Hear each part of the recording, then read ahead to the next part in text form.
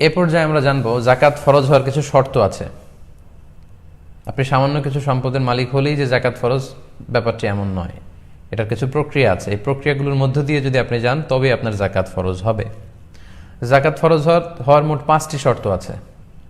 এ পর্যায়ে আমরা জাকাত ফরজ হওয়ার সে 5টি শর্ত নিয়ে আলোচনা করবো ইনশাআল্লাহ। জাকাত ফরজ হওয়ার প্রথম শর্ত হচ্ছে নিসাব, অর্থাৎ একটা সুনির্ধারিত পরিমাণ আছে যে এই অ্যামাউন্ট, একটা শারিয়া কর্তৃক নির্ধারিত স্ট্যান্ডার্ড আছে, এই স্ট্যান্ডার্ড পরিমাণ সম্পদের মালিক হলে তবে আপনার উপর জাকাত ফরজ। এর নিচে যদি হয় তাহলে আপনার উপর জাকাত ফরজ নয়। এগুলো নিয়ে আমরা বিস্তারিত কথা সামনে বলছি। তাহলে প্রথম শর্ত হচ্ছে নিসাব পরিমাণ সম্পদের মালিক হওয়া। 2 নম্বর শর্ত হচ্ছে যেটাকে আরবিতে বলে হালানিল হাউল, 1 বছর অতিক্রান্ত হওয়া, সেটা চান্দ্র বৎসর, পুরো 1 বছর আপনার কাছে ওই নিসাব পরিমাণ সম্পদ থাকা, এটা হচ্ছে দ্বিতীয় শর্ত। 3 নম্বর শর্ত হচ্ছে আল মিলকিয়া, ওনারশিপ, সেটা আপনার সম্পদ হওয়া। 4 নম্বর শর্ত হচ্ছে আজিয়াদা, ওই সম্পদটা আপনার প্রয়োজনীয় সব কিছুর অতিরিক্ত হওয়া।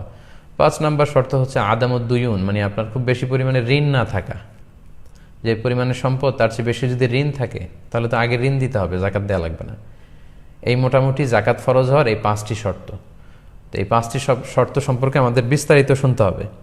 যদি বিস্তরভাবে আমরা না জানি তাহলে আমরা বুঝতে পারবো না যে কোন প্রেক্ষাপটে আমাদেরকে কিভাবে জাকাত আদায় করতে হবে। তাহলে জাকাত ফরজ হওয়ার 5টি শর্তের প্রথম শর্ত হচ্ছে নিসাব পরিমাণ সম্পদের মালিক হওয়া। আমরা তাহলে প্রথম শর্তটি দিয়ে শুরু করি। আমরা বলেছি যে নিসাব মানে হচ্ছে এমন একটা স্ট্যান্ডার্ড, এমন একটা শরীয়ত কর্তৃক নির্ধারিত স্ট্যান্ডার্ডাইজেশন করা হয়েছে যে এই পরিমাণ সম্পদ যদি কারো কাছে থাকে তার মানে বোঝা গেল সে নিসাব পরিমাণ সম্পদের মালিক হয়েছে, এটাকে বলা হয় নিসাব। তো নিসাবের ক্ষেত্রে 2টি জিনিস দিয়ে আশ-শারিয়া আল ইসলামিয়া নিসাবকে নির্ধারিত করেছে। একটি হচ্ছে স্বর্ণ আর একটি হচ্ছে রৌপ্য, গোল্ড অ্যান্ড সিলভার। যেহেতু একটা সময়ে গোল্ড এবং সিলভার দিয়ে সবকিছু কেনা বেচা হতো এবং তখনকার সময়ে কারেন্সি বা মুদ্রা বলতে স্বর্ণের মুদ্রা, রূপার মুদ্রায় ছিল দিনার দিরহাম। পরবর্তীতে এখন আমরা যে পেপার মানি ইউজ করি, কাগজের ক্যাশ বা টাকা, এটা আবিষ্কৃত হয়েছে। কিন্তু বেসিকলি কারেন্সি ছিল আগে গোল্ড এবং সিলভার। তাই এটা দিয়েই আল্লাহ রাসূল সাল্লাল্লাহু আলাইহি সাল্লাম জাকাতের নিসাব নির্ধারণ করেছেন। তো স্বর্ণের ক্ষেত্রে নিসাব হচ্ছে, আমরা কম বেশি সবাই এটা জানি যে 7.5 তোলা স্বর্ণ যদি আমাদের থাকে তাহলে তিনি নিসাব পরিমাণ সম্পদের মালিক হলেন। আর রূপা দিয়ে যে স্ট্যান্ডার্ড ফিট করা হয়েছে সেটা হচ্ছে 52.5 তোলা রূপা। তোলা আর ভরি এটা একই জিনিস। তাহলে 7.5 তোলা বা 7.5 ভরি স্বর্ণ আর 52.5 তোলা বা 52.5 ভরি রূপা। ইন্টারন্যাশনালি এটাকে গ্রাম দিয়ে যদি আমরা কনভার্ট করি তাহলে স্বর্ণের ক্ষেত্রে 85 গ্রাম স্বর্ণ আর রৌপ্যের ক্ষেত্রে 595 গ্রাম রূপা। এই যে 2টা স্ট্যান্ডার্ড, গোল্ডের স্ট্যান্ডার্ড 7.5 ভরি বা 85 গ্রাম স্বর্ণ, আর রূপার জন্য স্ট্যান্ডার্ড হচ্ছে 52.5 ভরি বা 52.5 তোলা, যেটাকে গ্রাম দিয়ে বললে 595 গ্রাম। এই যে 2টা স্ট্যান্ডার্ড, এটা যদি কেউ মিট করে তাহলে তার নিসাব পরিমাণ সম্পদ আছে বলে এটাকে কনসিডার করা হবে। কিংবা এর সমপরিমাণ টাকা, 7.5 তোলা স্বর্ণ কিংবা 52.5 তোলা রূপা কিংবা এর সমপরিমাণ ক্যাশ টাকাও যদি আপনার কাছে থাকে তাহলে আপনি এই যে থ্রেশহোল্ড যেটাকে বলে স্ট্যান্ডার্ড অ্যামাউন্ট, এটা আপনি মিট করেছেন বা টাচ করেছেন এবং আপনি নিসাব পরিমাণ সম্পদের মালিক হয়েছেন বলে কনসিডার করা হবে। এখন এখানে সমস্যা যেটা, সেটা হচ্ছে আমরা সবাই জানি যে সিলভারের দাম কম কিন্তু গোল্ডের দাম অনেক বেশি। তা এখন গোল্ড দিয়ে যদি আমরা নিসাব ধরি তাহলে অনেক বেশি টাকা থাকা লাগে, তাহলে জাকাত ফরজ হয়। আর রূপার নিসাব যদি ধরি তাহলে খুব অল্প টাকা থাকলেই জাকাত ফরজ হয়ে যায়। এখন আমরা কি করব? কারণ আমরা যদি গোল্ড দিয়ে নিসাব ধরি তাহলে দেখা যাচ্ছে যে 7.5 তোলা স্বর্ণের দাম প্রায় বাংলাদেশি টাকায় হিসাব করলে, যদিও স্বর্ণের মধ্যে অনেক ক্যাটাগরিজ আছে, আমরা যদি 22 ক্যারেটের স্বর্ণের কথা বলি অনেক দাম, 18 ক্যারেট হিসাব করলে আরও কম। তো দেখা যাচ্ছে যে 18 ক্যারেটের এটাও যদি ধরি তাহলে 3.5 লক্ষ টাকা ক্রস করবে। আজকে একটা হিসাবে দেখলাম যে আমি প্রায় 3,70,000 টাকা। তাহলে মোর দেন 3.5 লক্ষ টাকা যদি কারো কাছে থাকে তাহলে তার নিসাব পরিমাণ সম্পদ আছে বলে কনসিডার করা হবে যদি গোল্ডেরটা ধরি। কিন্তু তার বিপরীতে রূপার নিসাব যদি আমরা কনসিডার করি, সেক্ষেত্রে 52.5 তোলা রূপার দাম বা 595 গ্রাম রূপার দাম আসতেছে সর্বোচ্চ 50-52 হাজার টাকা। এক ভরি বা 1 তোলা রূপার দাম যদি 1,000 টাকা করে আমরা ধরি, এরকমই শুনলাম দামটা, তাহলে ম্যাক্সিমাম এটা 50,000-52,000 টাকা আসতেছে। তো কোথায় 50,000 আর কোথায় 3.5 লক্ষ, 7 গুণ বেশি ডিফারেন্স। তো এক্ষেত্রে আমরা কি করব? এক্ষেত্রে দুইটা মতামতই আছে। গোল্ডের মেজারমেন্টও ধরা যেতে পারে, যেহেতু এটা শরিয়াতে নির্ধারিত প্রেসক্রাইব করা হয়েছে, আবার রূপার সিলভারের এটাও ধরা যেতে পারে। এখন আমরা কোনটা ধরব? আমরা এই ব্যাপারে ছোট্ট একটা অ্যানালাইসিস শুনলে আমরা বুঝতে পারবো যে আসলে কোনটা ধরা উচিত। এক্ষেত্রে দুইটা মত। কেউ কেউ বলেন গোল্ড ইজ স্ট্যান্ডার্ড, গোল্ডটাই ধরতে হবে। কেন ধরতে হবে? তার কারণ হচ্ছে আল্লাহ রাসূল সাল্লাল্লাহু আলাইহি ওয়াসাল্লামের সময়ে যখন গোল্ড আর সিলভার দিয়ে, সোনার রূপা দিয়ে যাকাতের নিসাব নির্ধারণ করা হয়েছিল, তখন দুইটার মূল্যমান সমান ছিল। অর্থাৎ 7.5 তোলা স্বর্ণের বিনিময়ে 52.5 তোলা রূপা পাওয়া যেত, অনেকটা এরকম কাছাকাছি ছিল। অথবা 52.5 তোলা রূপা বিক্রি করলে 7.5 তোলা স্বর্ণ পাওয়া যেত। তার মানে এটা একটা সোশ্যাল স্ট্যান্ডার্ড তখন এরকম ছিল যে এই পরিমাণ গোল্ড থাক বা সিলভার থাক, স্বর্ণ থাক বা রূপা থাক, এই পরিমাণ হতে হবে, এবং এটা থাকলে একজন ব্যক্তির উপর যাকাত ফরজ হবে। কিন্তু পরবর্তীতে দেখা গেল যে লোকজন সিলভার খুব একটা ইউজ করছে না, গোল্ড ইউজ করছে, ফলে সিলভারের দাম কমতে লাগলো, কিন্তু স্বর্ণের দাম কমেনি। তার মানে রাসূল সাল্লাল্লাহু আলাইহি ওয়াসাল্লাম যে স্ট্যান্ডার্ড ঠিক করে দিয়েছিলেন ওইটা এখনো পর্যন্ত বজায় থাকে গোল্ডের মধ্যে, সিলভারে সেটা বজায় থাকে না, যেহেতু সিলভারে ফল করেছে। এজন্য ওনারা বলেন যে গোল্ড ইজ স্ট্যান্ডার্ড।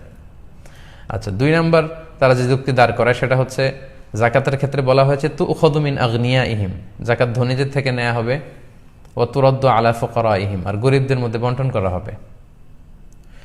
তো রূপার নেসাব যদি ধরা হয় তাহলে এমন অনেক লোককে যাকাত দিতে হবে যারা আসলে ধনী না, তাদেরকে আমরা ধনী বলি না। অর্থাৎ 50,000 টাকা আসলে এখন অনেকের কাছেই থাকে। একজন ঝালমুড়িওয়ালা, তারও এখানে সেখানে হিসাব করলে 50,000 টাকা তার কাছে আছে। রিক্সা চালায়, তার কাছেও হয়তো থাকতে পারে। অনেক ছেলেরা টিউশনি করে ঢাকায় বিভিন্ন জায়গায় মেসে থেকে যারা চলে, তাদের অ্যাকাউন্টে এবং তাদের কাছে 50,000 থাকে, এবং কারো কাছে 50,000 টাকা পরিমাণ যদি থাকে, তাহলে সাধারণত আমাদের সোসাইটিতে তাদেরকে আমরা ধনী বলি না। এজন্য ওনারা বলেন যে এটা আসলে লজিক্যাল না, বরং গোল্ডের মেজারমেন্টটা এটা লজিক্যাল।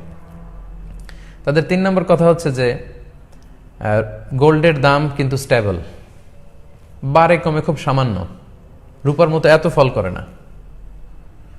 তো ওইটা স্টেবল ঠিকই আছে, রূপা কমতে শুরু করেছে। তাদের কথা হচ্ছে রূপা কমতে কমতে যদি আরও কমে যায়, দাম যদি অনেক কমে যায়, তখন এই যে থ্রেশহোল্ড বা এই যে স্ট্যান্ডার্ডটা দাঁড় হবে রূপার ক্ষেত্রে, সেটা অনেকটা হাস্যকর হবে যে এই পরিমাণ টাকা থাকলে যাকাত দিতে হবে, কিন্তু হাদিসে বলা হচ্ছে ধনীদের দিতে হবে। তো এই পরিমাণ টাকা কারো কাছে থাকলে তাদেরকে তো আমরা ধনী বলি না, এটা হচ্ছে ওনাদের যুক্তি। আর রূপাকে নেসাব ধরতে হবে যারা বলে, তাদের যুক্তি হচ্ছে যাকাতটা গরিবের হক। সো এমন নিসাব আমাদের ধরা উচিত যে এটা ধরলে গরিবরা বেশি উপকৃত হবে। আপনি যদি রূপার নিসাব ধরেন, অর্থাৎ 50-52 হাজার টাকা যদি আপনি নিসাবের অর্থ ধরেন, তাহলে অনেক লোককেই যাকাত দিতে হয়, ফলে একটা বিশাল সংখ্যক গরিব লোকেরা এ থেকে উপকৃত হবে, বেশি সংখ্যক লোক যাকাত দান করবে, ফলে উপকৃত হবে। তো রূপার নিসাবটা ধরলে যেটা লাভ হয়, দুই দিক থেকেই লাভ। যিনি যাকাত দিচ্ছেন তারও লাভ, যিনি নিচ্ছেন তারও লাভ। যিনি দিচ্ছেন তার লাভ হচ্ছে তিনি সওয়াব পেয়ে ধন্য হচ্ছেন, কারণ হাদিসে আছে যে এটা পাহাড় সম হয়ে ফিরে আসে, হাত্তা তাকুনা মিসলাল জাবাল।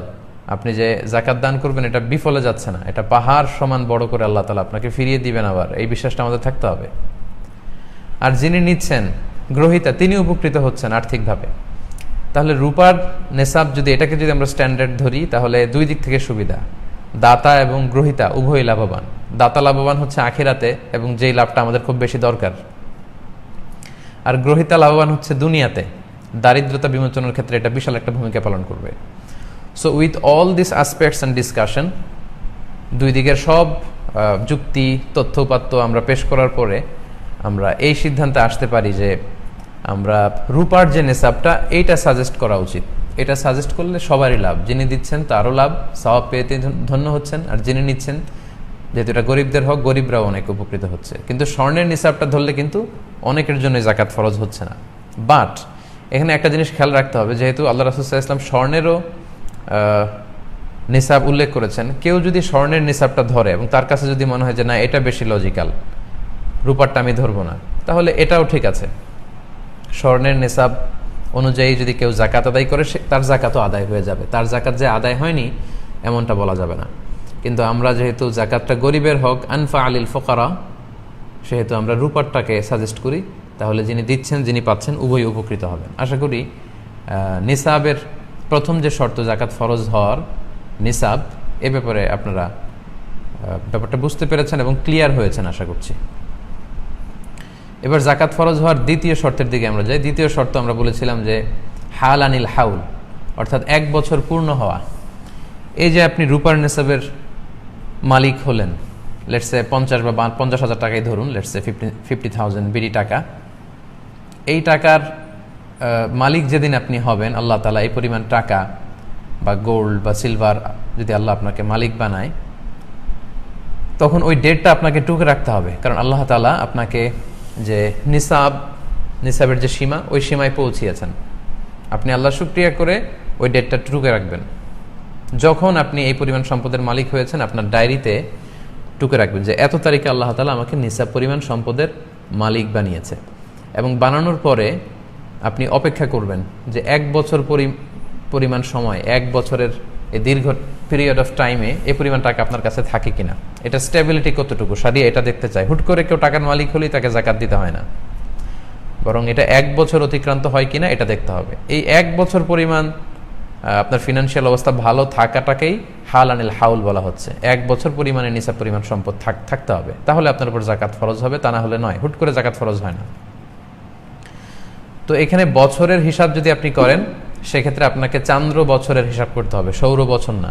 এই যে আমরা জানুয়ারি, ফেব্রুয়ারি, মার্চ হিসাব করছি, এটাকে বলা হয় সোলার ইয়ার, সোলার ক্যালেন্ডার অনুযায়ী।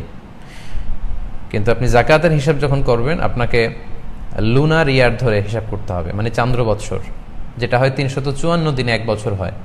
আর সোলার ইয়ার বা সৌর বছর হয় 365 দিনে, প্রায় 11 দিনের গ্যাপ। তাহলে 2 নম্বর শর্ত হচ্ছে হাল আনিল হাউল, এই সম্পদটা আপনার কাছে 1 বছর পরিমাণ থাকতে হবে। আশা করি এই ব্যাপারটাও বুঝেছেন। 3 নম্বর শর্ত হচ্ছে আল মিলকিয়া। আপনি নিসাব পরিমাণ সম্পদের মালিক হলেন, এটা 1 বছর আপনার কাছে আছে। কথা হচ্ছে এই সম্পদটা আপনার পরিপূর্ণ মালিকানায় আছে কিনা, যেটাকে ওনারশিপ বলে। যে সম্পদটা আপনার আছে, এই সম্পদের উপর আপনার কমপ্লিট ওনারশিপ এস্টাবলিশ হতে হবে। মানে এটা একেবারে আপনার নিজের হস্তগত, আপনার কাছে আছে বা আপনার আওতায় আছে, আপনি চাইলেই সেখান থেকে খরচ করতে পারেন, এরকম হতে হবে টাকাটা। এখানে যদি এমন হয় যে আপনার কাছে আমানতের টাকা আছে, কেউ আপনার কাছে 5 লক্ষ টাকা আমানত রেখেছিল, ওই আরেকজনের আমানতের টাকা থেকে কিন্তু আপনি আবার জাকাত দিয়ে দিতে পারবেন না, কারণ এই টাকাটা আপনার না। যিনি আপনার কাছে আমানত রেখেছিল, এটা তার টাকা। সো অন্যের আমানতের টাকা আপনি জাকাত দিতে পারবেন না। তাহলে 3 নম্বর শর্ত আমরা বুঝতে পারলাম যে ওনারশিপ থাকতে হবে, এটার মালিক আপনার হতে হবে।